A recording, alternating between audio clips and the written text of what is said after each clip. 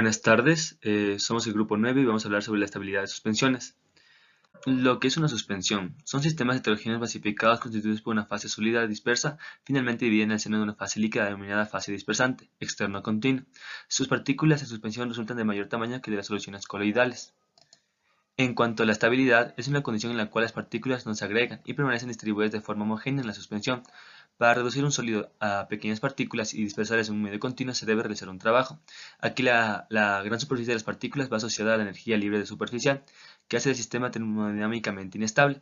Es decir, que las partículas, al disponer de una alta energía, tenderán a reagruparse para que decrezca su área total, y con ello su energía libre superficial. Por tanto, las partículas en suspensión de un líquido tendrán a flocular, formando conglomerados que se mantienen unidos gracias a débiles fuerzas. Aquí tenemos lo que es la ecuación, donde la energía libre de superficial es igual a la tensión interfacial entre las partículas sólidos y el medio líquido por el aumento del área resultante de la división de los sólidos en partículas. Sabemos que todo sistema siempre tiende al equilibrio, o sea, a ser estable. Entonces, para lo cual la variación de la energía libre es nula, o sea, delta G vendría siendo cero según la ecuación. Para alcanzar esta condición se debe reducir la tensión interfacial o a su vez la variación del área superficial. Continuando con lo que es una disminución de la variación del área interfacial, esto implica un aumento del tamaño de cada partícula y con esto su peso, lo cual ocasiona su sedimentación por efecto de la gravedad. En cuanto a la disminución de la tensión interfacial, la tensión interfacial puede reducirse por adición de ciertas sustancias tensioactivas, una tensión interfacial definida y positiva. Hablando de estabilizadores de suspensiones, los agentes empleados como estabilizadores de suspensiones son conocidos como tensioactivos, agentes dispersantes o defloculantes, y coloidales, protectores como algunas arcillas. Combinaciones de estos agentes son de una gran utilidad para estabilizar las suspensiones. Continuando con lo que es una pantalla mecánica, esta capa disminuye el efecto de atracción electrostática y por lo tanto el acercamiento de las partículas, evitando así su aglomeración. En cuanto a la pantalla eléctrica, esta aparece con la absorción de sustancias que poseen cargas del mismo signo que las partículas de las suspensiones que desea estabilizarse. Esta pantalla provoca una fuerza de repulsión que impide que las partículas se unan entre sí, evitando así la formación de agregados que tienden a sedimentar. Continuando con los materiales arcillosos, este es un grupo de minerales filosilicatos en su mayoría, cuyas propiedades físico-químicas dependen de su estructura y de su tamaño de grano inferior a 2 micrómetros.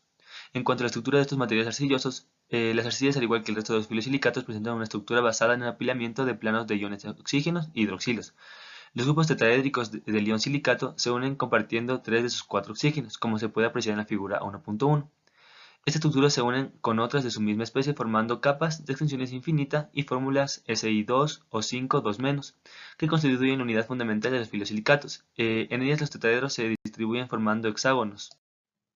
Continuando con la estructura de los materiales arcillosos, estas capas tetraédricas se unen a otras octaédricas y se suspenden en capas alternas, denominadas micelas. La mayoría de estas se unen mediante enlaces iónicos o covalentes, mientras que otras quedan acopladas por capas intermedias de iones oxígeno y iones hidroxilo.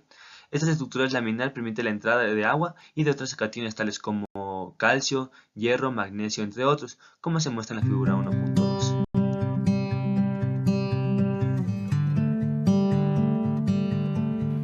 Propiedades físico-químicas de las arcillas. La superficie específica de las arcillas es elevada y esto resalta en lo que es sus usos industriales, debido a la interacción sólido-líquido que depende de esta propiedad. Hidratación y ensanchamiento. La absorción del agua en el espacio interlaminar tiene como consecuencia la separación de las láminas, dando lugar al ensanchamiento. Capacidad de absorción. Se describen dos procesos, lo que involucra procesos físicos, que es la absorción, como por ejemplo el revestimiento por capilaridad, y la absorción, que tiene lugar a las interacciones químicas, es decir, la arcilla junto con un sólido o un líquido. Finalmente tenemos la plasticidad, donde este efecto lubricante facilita el deslizamiento de unas partículas con otras al nosotros invertir esfuerzo sobre ellas. El caolín es un silicato de aluminio hidratado, producto de la descomposición de rocas feldespáticas. Dentro de las características más principales tenemos que es de baja dureza, donde su plasticidad es de baja a moderada, es aislante, eléctrico, inodoro y moldeable. La bentonita es la arcilla que se forma generalmente por lo que es la descomposición de las cenizas volcánicas. Sus características más principales se presentan a continuación.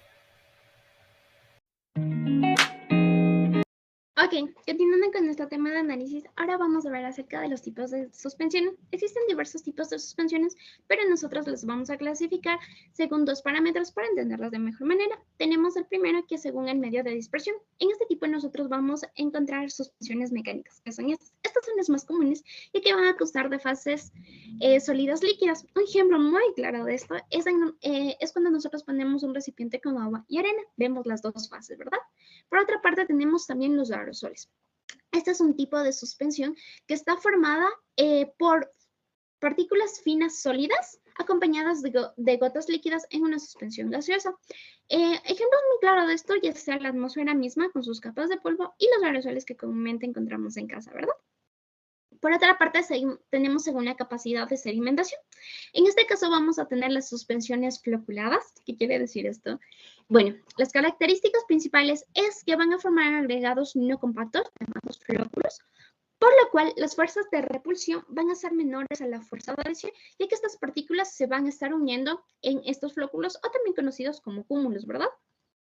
Por lo tanto, la velocidad de sedimentación es alta, por lo cual la estabilidad de la suspensión va a disminuir, ya que estas partículas van a estar sedimentándose por su lado.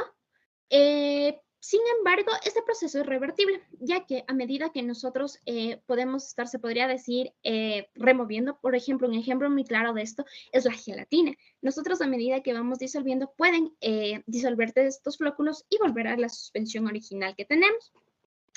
También tenemos las suspensiones no floculadas.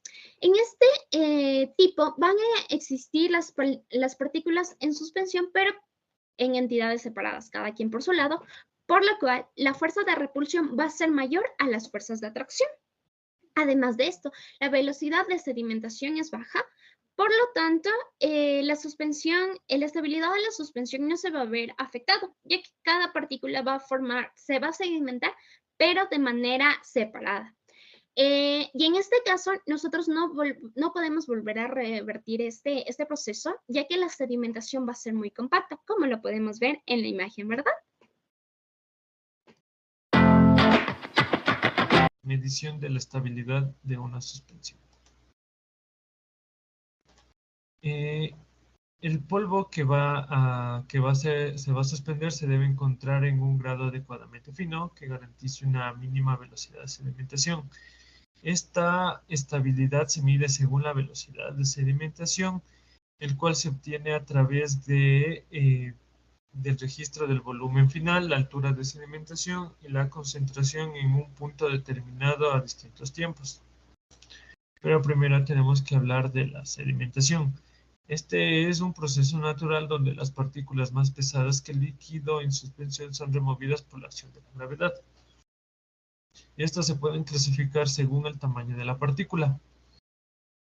Menores a 1 nanómetro se puede considerar que son soluciones, de 1 a 100 nanómetros se puede considerar dispersión coloidal y mayores a 100 nanómetros una suspensión. Cabe recalcar que la dispersión coloidal y la suspensión son sistemas heterogéneos, mientras que una solución es un sistema homogéneo. El método de medición del tiempo de estabilidad de una suspensión permanece estable y se mide en columnas de sedimentación que posee una salida para determinar en un punto determinado recoger la muestra. La suspensión preparada se vierte en las columnas de sedimentación y se toman muestras a diferentes intervalos de tiempo. Esto nos permite determinar concentraciones a diferentes tiempos, lo que nos permite construir curvas que permitan estimar el tiempo en que la suspensión está estable y es apta para su uso adecuado. En el caso de haber sido una suspensión almacenada en cierto tiempo, existe la facilidad de la redispersión, que se evalúa cualitativamente agitando el envase.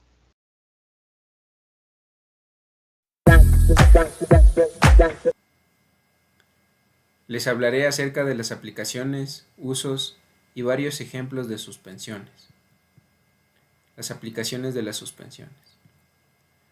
En problemas de deglución existen varias formas farmacéuticas líquidas de administración oral, en la estabilidad limitada en disolución y suspensión extemporánea.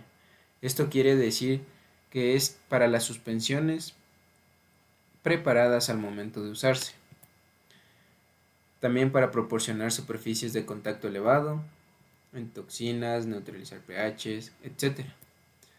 En el enmascaramiento de sabores y por último para vehiculizar el sistema farmacéutico de límite de cuantificación, como es en los complejos, donde se involucra dos o más componentes.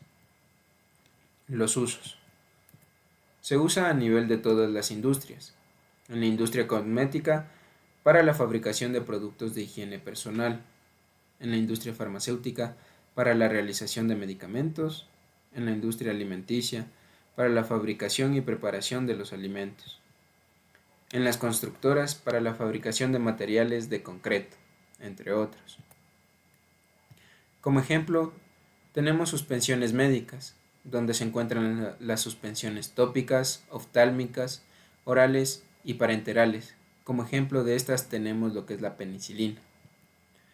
En la vida cotidiana podemos observar varios ejemplos de suspensiones, como es los jugos de frutas, el agua turbia de los ríos, las pinturas vinílicas, harinas suspendidas en agua, gelatina, gasolina, orina, que son varios de los ejemplos que podemos observar día a día. Gracias.